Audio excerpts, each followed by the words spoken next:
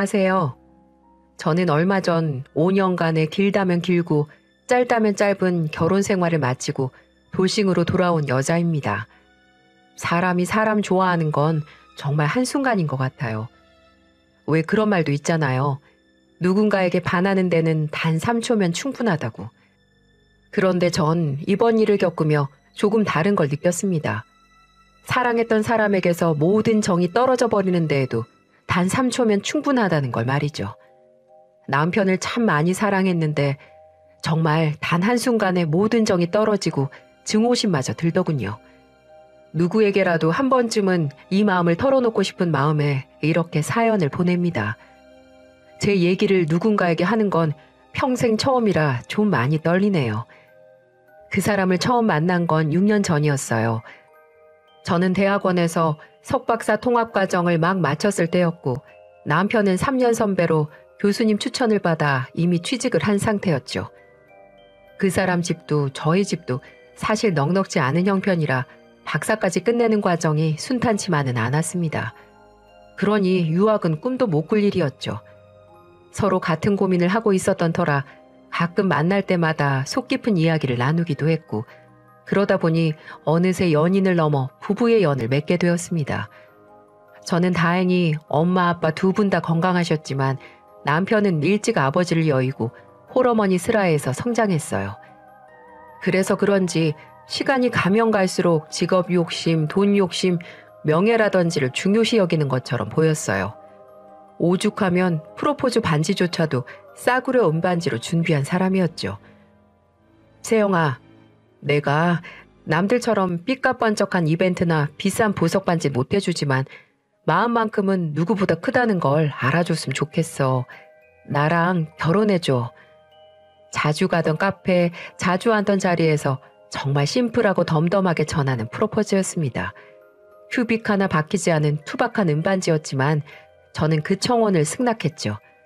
다른 건 몰라도 그때까지만 해도 책임감 있고 자기 맡은 일에 최선을 다하는 성실한 사람이라 이 남자를 믿고 평생을 살아봐도 좋겠다는 생각이 들었으니까요. 하지만 그 생각은 결혼한 지 얼마 안 돼 무참히 깨지고 말았습니다. 마치 유리병이 깨지듯 제 마음도 하루하루가 피가 말라가기 시작했어요. 그렇게 저의 지옥 같은 결혼 생활이 시작됐습니다. 남들은 신혼 초에 여기저기 놀러도 다니고 맛있는 거 먹으러 다니면서 신혼재미 느끼느라 정신 없다던데 저는 무슨 조선신의 식모처럼 살아야 했어요.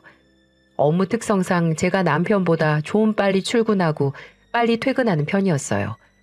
그러면 항상 퇴근할 때마다 제 발등엔 불이 떨어졌어요. 퇴근하는 길에 장을 봐야 했는데 절대 대형마트는 안 되고 꼭 재래시장을 가야 했죠. 가서도 콩나물 500원어치 두부 600원짜리 한 모. 이런 식으로 장을 받고 그나마도 영수증을 받아서 저녁이면 남편한테 검사까지 받아야 했어요. 항상 어이가 없었어요. 저는 어이가 없었지만 그래도 이해하려고 했었죠. 홀어머니랑 사느라 힘들게 살아서 그렇겠지. 그래도 쓸 땐 쓰겠지. 아끼는 게 나쁜 건 아니니까 하는 마음으로 참고 또 참았습니다. 그게 무려 3년이에요. 제 자신이 머저리 같습니다.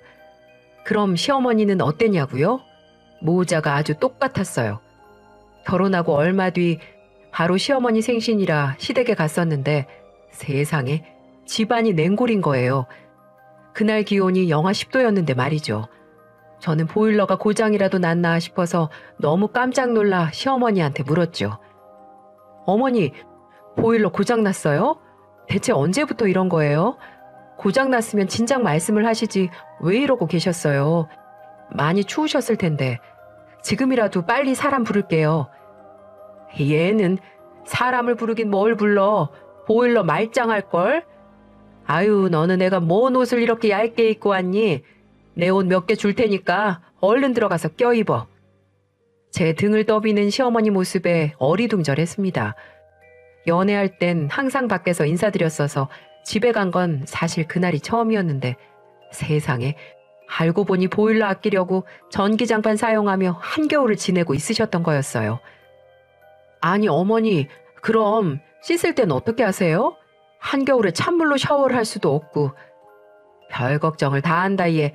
물이야 살짝 끓여서 섞었으면 되고 샤워는 뭐 혼자 사는데 샤워할 일이 얼마나 있다고. 그냥 한두 달에 한 번씩 목욕탕이나 가서 때 빼고 오면 되지. 뭐하러 집에서 온수를 펑펑 트니. 땅 파면 그 돈 나온다니? 저는 당황스러워서 남편 눈치를 살폈는데 그 사람은 굉장히 익숙한 듯 패딩 지퍼를 목 끝까지 채워 올리고는 거실 한 구석에 앉아 이불을 덮고 있더군요. 그렇게 몇 시간을 덜덜 떨고 있자 그제서야 보일러를 틀어주더군요. 밥 먹을 때까지 1시간만 틀자. 너는 나이도 젊은 것이 뭐가 그리 춥다고 바르르 떨고 있니. 어서 밥이나 먹자. 시어머니가 저녁밥이라며 상을 차려주셨는데 세상에 언제 했는지 알 수 없는 노랗게 말라버린 찬밥에 쉬어터진 김치와 나물 종류만 떡판이 상 위에 올려져 있더군요.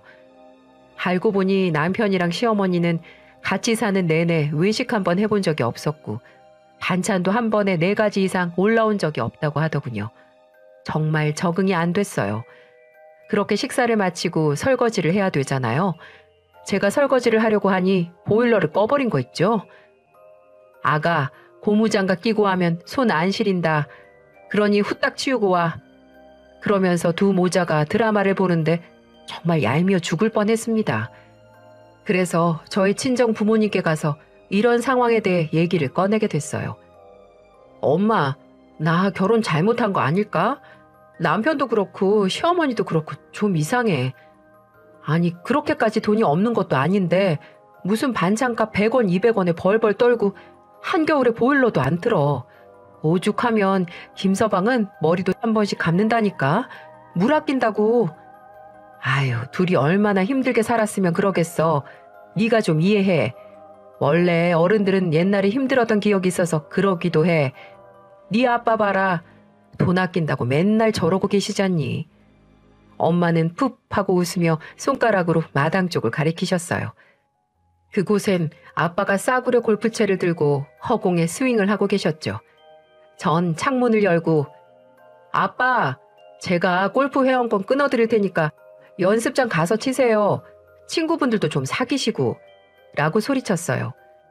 그러자 아빠는 손을 휘휘 저으면서 됐다. 이 나이에 주책맞게 무슨 그냥 팔운동 하는 거야. 팔운동. 그러시고는 다시 스윙 연습에 매진하셨습니다. 항상 입버릇처럼 함부로 쓴 100원이 네 목을 조여올 수도 있다 라는 말씀을 하시면서 검소하게 사셨죠. 그래도 남편이나 시어머니만큼은 아니었어요. 적어도 저희 아빠는 쓸 땐 화끈하게 쓰시는 분이었고 가족한테 돈 아끼는 분은 아니셨으니까요. 그런 반면 남편은 정말 신기할 정도였습니다. 맞벌이를 하니 둘이 살기에 전혀 부족하지 않았어요. 오히려 전문 기술을 갖고 하는 일이라 남들보다 더 벌면 벌었지 덜 벌지 않았거든요. 그런데도 매달 수입의 90%는 꼭 저축을 해야 한다느니 늙어서 폐지 줍지 않으려면 지금 고생하는 수밖에 없다는 말을 입에 달고 살았죠. 말만 그랬으면 뭐라고라도 하겠는데 진짜 자기 용돈도 한 달에 6만 원밖에 안 쓰는 거 있죠? 집이 회사 근처라 교통비는 안 나온다 치더라도 가끔 동료들이랑 밥 한 끼, 커피 한 잔이라도 마시려면 그 돈 가지고는 어림도 없을 텐데 그렇게 솔선수범을 보이고 있으니 저도 할 말이 없더라고요. 덩달아 저도 구두쇠 같은 생활을 할 수밖에 없었습니다. 가끔 회사에서 보너스 나오면 남편 몰래 쇼핑도 하고 친구들 만나 밥도 먹긴 했지만 그래도 전 나름대로 맞추고 살아가려고 굉장히 노력했어요. 생일날 그 흔한 선물 하나 못 받고 케이크도 4,000원짜리 조각 케이크로 만족해야 했지만 그래도 애기 생기면 달라지겠지, 점차 나아지겠지 하며 그렇게 살아왔어요. 그런데 결혼 2주년이 되던 날 청천벽력 같은 소식이 들려왔습니다. 저 사는 게 안쓰러웠는지 부모님이 저희 결혼 2주년 기념으로 맛있는 거 사주신다고 해서 오랜만에 고급 레스토랑을 가게 됐거든요. 역시나 남편은 남이 사주는 건 참 잘 먹더군요. 한 대 쥐어받고 싶을 정도로요. 그렇게 배부르게 밥을 먹고 부모님이랑 헤어졌는데 집에 채 도착하기도 전에 엄마한테 전화가 왔어요. 예, 세영아. 엄마 벌써 도착했어? 그게 아니라 네 아빠가 어떡하면 좋니? 어떡해? 아빠? 아빠가 왜? 무슨 일인데? 지금 어디야? 내가 바로 갈게. 저는 그 길로 집을 뛰쳐나와 병원으로 곧장 달려갔습니다. 엄마, 이게 무슨 일이야? 어쩌다 이렇게 됐어? 운전하다가 네 아빠가 갑자기 정신을 잃는 바람에.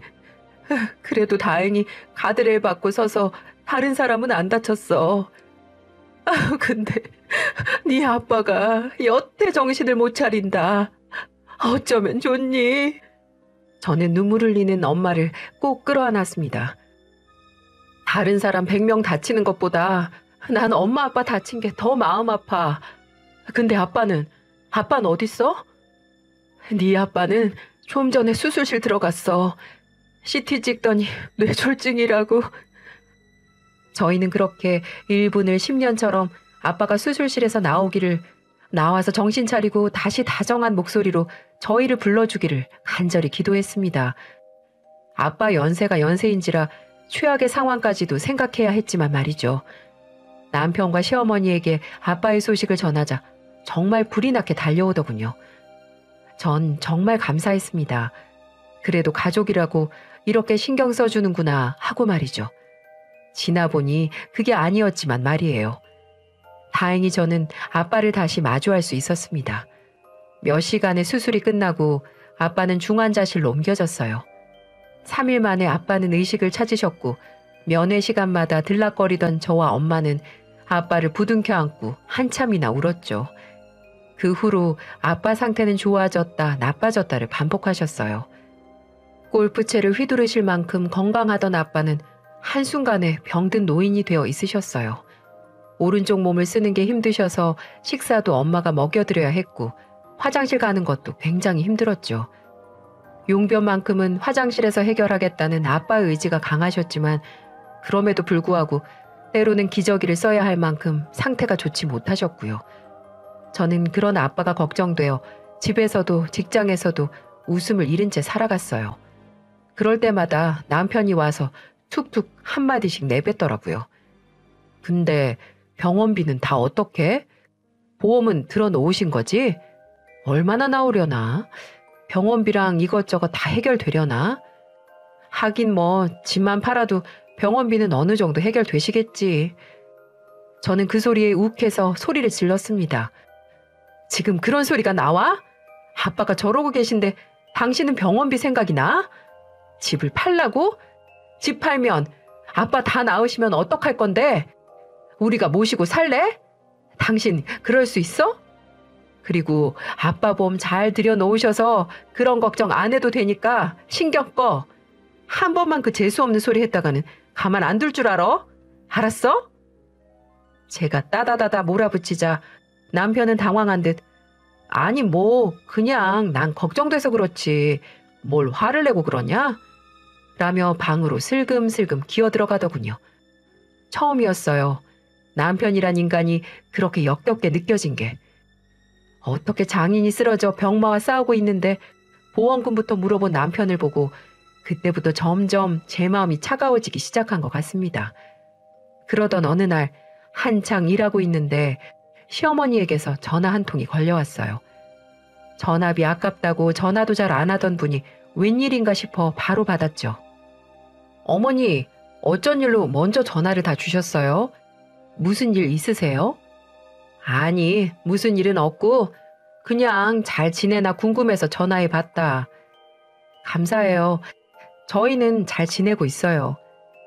내가 요즘 꿈자리가 좀 뒤숭숭해서 말이야. 네 남편 진짜 별일 없지? 그럼요. 그 사람도 요즘 아주 잘 지내고 있어요. 그럼 너희 아버진가? 네?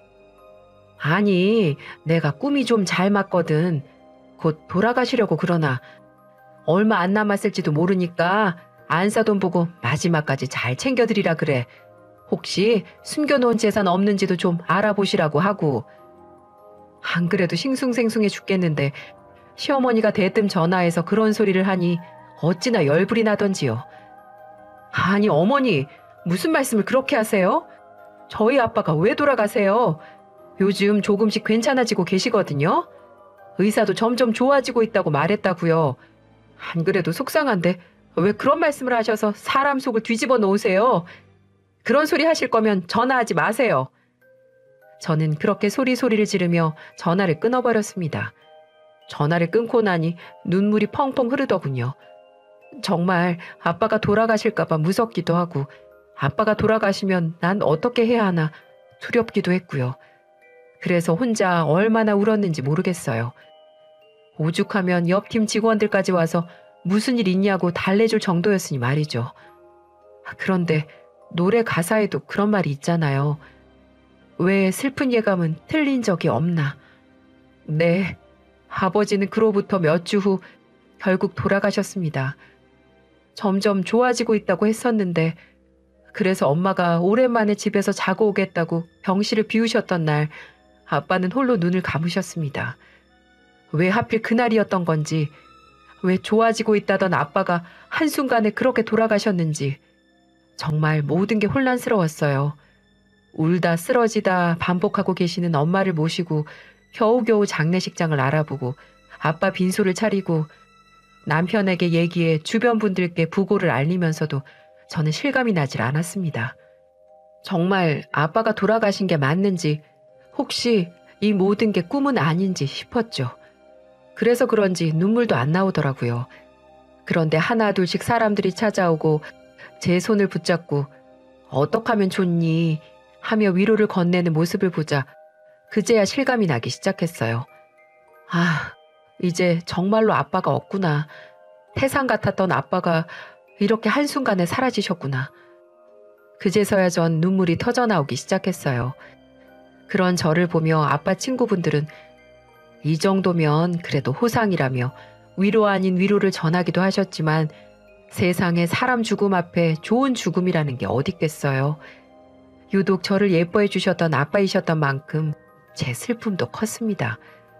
그렇게 3일장이 끝자락으로 가고 있을 때였어요. 둘째 날이 저물고 발인을 몇 시간 앞두고 있는 새벽 시간이었죠. 손님도 없고 엄마나 저나 이제 울 기운도 없어서 그저 장례식장 한쪽 벽에 기대어 멍하니 아빠 영정사진만 바라보고 있었어요. 손님들 식사하는 테이블 옆에서 한참 코골며 자고 있던 남편이 깨서는 성큼성큼 다가오더군요. 그러더니 저와 엄마를 향해 앉아 생각지도 못한 말을 꺼냈어요. 그나저나 보험금하고 재산 분할은 어떻게 하실 건가요, 장모님? 라고 하는 겁니다. 아빠 영정사진 앞에서 재산 타령이라니 저도 엄마도 당황해서 서로 꿈뻑꿈뻑 쳐다보기만 했습니다. 아니, 장인어른 이렇게 돌아가시게 된 거 저도 너무 가슴이 아파요. 하지만 현실은 생각 안 할 수가 없잖아요. 이 집에 유일하게 남자인 제가 사위 노릇, 아들 노릇 해야 되는데 정당하게 받을 건 받고 그런 노릇을 하고 싶다 이거죠. 엄마는 사위의 그 소리를 듣고 너무 깜짝 놀라 가슴을 팍팍 치며 힘겹게 말씀하셨어요. 그건 걱정 말게. 종합보험이며 다 들어있어서 문제 없을 거야. 그리고 재산은 나중에 얘기하세. 저는 도저히 참을 수가 없었어요. 그래서 남편에게 따지기 시작했죠. 지금 장난해? 네가 사람 새끼야? 짐승 새끼야? 지금 저기 아빠 영정사진 안 보여? 그런데도 돈 얘기가 나와? 그렇게 돈 좋아하는 줄 알았지만 이렇게까지 막 나갈 줄은 몰랐다, 인간아. 너 장례 다 끝나고 두고 봐. 그리고 사돈이 돌아가셨는데도 어머님은 나한테 한 번이라도 전화해서 아가 괜찮니? 힘들지? 힘내라. 어머님은 이런 말씀도 없으시네? 어떻게 모자가 생각하는 게 똑같을까? 엄마는 여기까지 오려면 힘들잖아. 그래서 내가 그냥 오시지 말라고 했어. 그나저나 그럼 장인어른 정확히 유산은 얼마나 되세요? 집이랑 차랑 또 뭐 있지? 꽤 검소하셨으니까 그래도 모아둔 돈이 꽤 있으시겠죠? 아, 여보, 우리 유산 받으면 유학 가자. 그래, 그게 좋겠어. 더 늦기 전에 가야지. 가서 애도 낳고. 저는 참지 못하고 남편이 말하는 도중 더 이상 듣고 싶지 않아 싸대기를 날려버렸습니다. 뭐 이 새끼야? 네가 사람 새끼니? 내가 그만하랬지. 어떻게 엄마 앞에서 그런 말을 해, 이 자식아. 남편은 벌개진 뺨을 손으로 부여잡고는 영문을 모르겠다는 듯이 말하더군요. 아니, 내가 뭐 틀린 말 했어? 딸이면 당연히 상속받을 권리 있잖아. 정당한 권리인데 그게 뭐가 잘못이야? 솔직히 슬퍼만 한다고 뭐가 해결돼? 장인어른이 다시 살아 돌아와? 아니잖아. 산 사람은 살아야지. 당신이나 나나 박사 학위만 땄지 유학 못 갔다 왔다고 얼마나 무시당하냐? 꿈만 꾸던 유학을 갈 수 있는 길이 생겼는데 당신 같으면 가고 싶지 않겠어? 갔다 오면 인생 탄탄대로인데 당연히 가야지. 안 그래? 정말 너무 어이가 없어서 말도 안 나올 지경이었습니다. 고작 유학 가고 싶어서 장례도 끝나기 전에 영정 앞에서 유산 타령을 하고 있다니 내가 겨우 이런 인간이랑 살았구나. 그동안 내가 진짜 뭐에 홀렸었구나 싶더군요. 그래서 그 자리에서 남편 멱살을 잡고 일어섰습니다. 그런 모습을 처음 본 남편은 꽤나 놀라는 기색이더군요. 뭐야? 아, 왜 이래? 당신 미쳤어? 정신 좀 차려. 미쳐? 미친 건 내가 아니라 네 놈 새끼지. 야, 말 곱게 못하냐?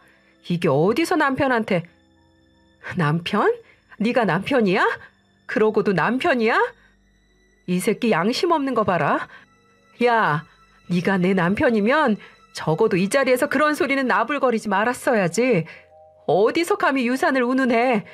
우리 아빠 목숨값으로 넌 유학 갈 생각이 드니? 아빠가 그 돈 모으시는데 네가 한 푼이라도 보탠 적 있어? 아님 내가 너한테 뭐 큰 죄 졌어? 빚이라도 졌어? 어따 대고 유학이야, 유학이. 아니, 나 참 어이가 없네. 장모님이 한번 말씀해 보세요. 기왕 상속받았으면 그동안 못했던 거 하면 좋은 거 아니냐고요. 이게 이렇게 남편 멱살 잡고 난리칠 일입니까? 엄마는 그저 가슴을 팍팍 치며 통곡하고 계셨어요. 난 상속받을 생각 전혀 없거든? 다 엄마 노후자금으로 드릴 거야. 설령 상속을 받는다 하더라도 너 같은 새끼한테는 한 푼도 못 줘. 야, 그게 무슨 소리야? 상속을 왜 안 받아? 그리고 내가 돈 달래? 그냥 같이 유학 가자고. 아, 그니까 너 같은 빡대가리 새끼랑은 유학 안 간다고. 도대체 몇 번을 말해야 돼? 너한테는 10원 한 푼도 못 쓰니까 이혼해. 진짜 정 떨어져서 1분 1초도 너랑 같이 있기 싫다, 정말. 어리둥절한 표정을 짓고 있는 남편 등을 퍽퍽 치며 장례식장 밖으로 쫓아내버렸어요. 내가 먼저 연락할 때까지 얼씬도 하지 마. 내일 발인 때도 오지 말고. 나 진짜 많이 참았어. 알지? 남편은 그제서야 사태의 심각성을 알았는지 슬금슬금 도망갔습니다. 저는 엄마를 끌어안고 진심으로 사과했어요. 미안해, 엄마. 고작 저런 새끼랑 산다고 엄마 아빠도 제대로 못 챙기고 이런 꼴 보게 만들어서 미안해. 아니다, 아니야. 다 우리가 못나서 그런 걸. 너라도 행복하게 살아. 잘 살아. 그거면 돼. 네 아빠도 그걸 바라실 거야. 아니, 저런 인간이랑은 이제 같이 안 살아. 같이 사는 게 지옥이야. 어차피 애도 없으니까 이혼하고 새 출발하면 돼. 나 이제라도 엄마한테라도 효도하면서 살래. 그렇게 저희는 발인 시작 전까지 내내 눈물로 보냈습니다. 그렇게 아빠를 보내드리고 마음 추스를 겨를도 없이 저는 바로 이혼 절차를 시작했어요. 남편도 처음에는 그러자며 흔쾌히 도장을 찍어줄 것처럼 행동을 하더군요. 하지만 저희가 가지고 있는 아파트가 문제였어요. 저도 이 집에 들어올 때 남편과 비슷하게 돈을 보탰기에 이혼을 하면서 정확하게 재산 분할 반반씩 나눠 가진 게 맞는데 이놈의 남편이란 인간은 그것마저 주기 싫었나 보더라고요. 여보, 지금 아파트 값이 얼마나 올라가고 있는 줄 알아? 지금 팔면 엄청 손해라고. 정 나랑 살기 싫으면 이혼하지 말고 별거한 다음에 아파트가 고점에 이르렀을 때 그때 팔고 넘기면 되잖아. 그 소리를 듣고 참 어이가 없었습니다. 명의는 공동명의이기 때문에 한쪽에서 반대를 하면 팔지도 못하는 상황이었어요. 그래서 저는 변호사를 선임해 이혼 소송을 걸 수밖에 없었어요. 그 후부터 정말 피 터지는 싸움을 하게 되었죠. 정말 5년 동안 같이 한 입을 덮고 살았던 사람이 맞나 생각이 들 정도로 너무 추하고 생각하고 싶지 않은 시간이었습니다. 그러다 한번 남편이 절 찾아온 거 있죠. 술이 잔뜩 취해 와서는 대문을 두드리며 난리가 아닌 겁니다. 저는 동네 사람들이 손가락질이라도 할까봐 남편에게 곧바로 갔어요. 당신 미쳤어? 지금 여기가 어디라고 와? 당장 안 꺼져? 여보, 내가 미안해. 내가 잘못했어. 2달 동안 당신하고 이혼 소송하면서 정말 내 마음이 많이 아팠어. 내가 미안해. 그러니 우리 다시 시작하면 안 될까? 내가 어렸을 때 너무 가난하게 살아서 이놈의 돈 때문에 한이 맺히다 보니까 그래서 내가 그랬어. 내가 그러면 안 됐는데 제발 우리 이러지 말자. 난 아직도 당신을 사랑한다고. 뭐? 이제 와서 잘못을 빈다고? 됐고, 당신이란 놈 때문에 나하고 우리 엄마가 얼마나 상처를 받았는지 알아? 그러니 한 번만 더 찾아오면 경찰 부를 거니까 당장 꺼져. 꼴도 보기 싫으니까. 그렇게 말하고는 다시 집으로 들어가려니 남편이 강제로 제 손을 잡고 안 놔주는 겁니다. 놓으라고. 당장 안 놔? 경찰 부르기 전에 놓으라고. 그렇게 그 손을 뿌리치려고 안간 힘을 쓰고 있었어요. 하지만 술에 취한 남자 손을 제 힘으로 이겨낼 수가 없었어요. 그렇게 힘에 부치고 있을 때 바로 그 순간 제 구세주가 나타났습니다. 그분은 세숫대야에다가 찬물을 가득 채워서는 어디 감히 우리 딸 몸에 손대냐며 그놈 면상에 물을 부어버렸어요. 한 번만 이 집에 찾아왔다간 지금은 이걸로 끝내지만 그때는 다리 몽댕이 부러뜨릴 줄 알아 이거사. 들어가자. 라고 말을 하신 그분은 바로 저희 엄마였습니다. 장례식장에서 사위 말에 눈물을 흘린 그 연약한 어머님이 아니셨어요. 저희 엄마에게 이게 뭐예요? 지금 뭐 하는 거예요? 라고 말한 전 남편 놈은 물에 빠진 생쥐처럼 어쩔 줄 몰라 했습니다. 아무래도 그렇겠죠. 추운 날씨에 차가운 물을 온몸에 젖혔으니 안 봐도 뻔한 게 아니겠어요? 우리 엄마 덕에 그 인간은 그나마 술이 확 깨서 돌아가는 듯 보였습니다. 그 이후 한 달 정도 더 있다 이혼을 깨끗하게 마무리 지을 수 있었어요. 물론 남편 뜻대로 되지 않고 재산을 반반 나누게 되었어요. 오히려 정신적인 스트레스로 인해 위자료를 청구할 판이었지만 그 인간과 더 이상 엮이고 싶지 않아 지금은 연락처도 바꾸고 새 인생을 살아가고 있네요. 그래도 엄마랑 같이 살면서 그동안 못했던 효도하며 사니까 예전보다 마음은 훨씬 편해요. 아무 때나 훌쩍 드라이브도 다니면서 오랜만에 엄마랑 시간을 보내고 있습니다. 지긋지긋한 남편 놈에게서 벗어나니 세상에 참 맛있는 음식도 많고 재밌는 것들도 많더라고요. 이제는 그 모든 것들을 엄마랑 함께 즐겨보려고 합니다. 아빠가 안 계시다는 게 너무 슬프고 가슴 한켠이 뻥 뚫려버린 것 같지만 씩씩하게 잘 살아보려고요. 아빠도 그걸 더 좋아하실 테고요.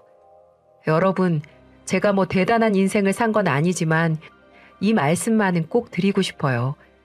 돈에 죽고 돈에 사는 사람에게 결국 나라는 존재는 없어요. 나를 진정으로 사랑하는 사람이라면 그렇게 돈에 목숨 걸진 않을 겁니다. 아끼는 거 좋죠. 근데 돈의 영혼을 팔아버린 사람이라면 그 곁에 함께하지 않으셨으면 좋겠어요. 저는 너무 불행했거든요. 제 얘기는 여기까지입니다. 지금까지 긴 이야기 들어주셔서 감사합니다.